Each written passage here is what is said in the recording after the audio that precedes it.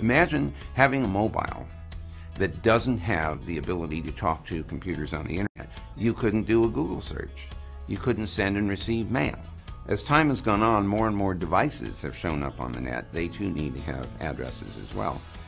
So the internet was designed in 1973 and launched in 1983. And in that time frame, we thought it was an experiment. So we allocated address space, sort of like telephone numbers, sufficient to define 4.3 billion termination points in the internet. Now, I can tell you in 1983 that seemed like it would last forever, but remember, it was an experiment. The thing is that the experiment never ended.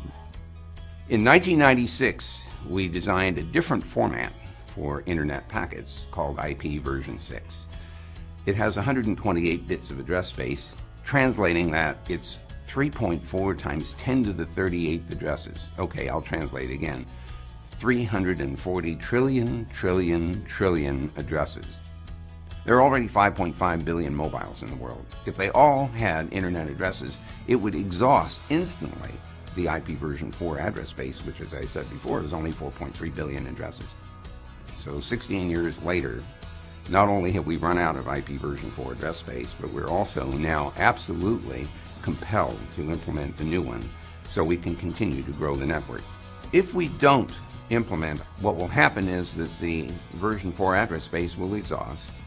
People will not be able to get onto the net because they won't have addresses to use. And at that point, the internet stops growing.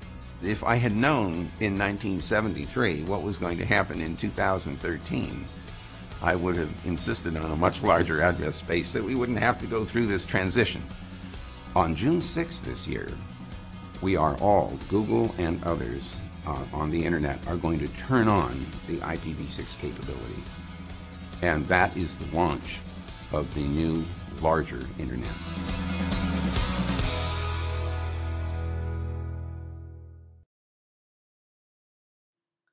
Just to clarify, guys, yeah, when they say they're implementing the new internet, yeah, you don't have to pay for it or anything.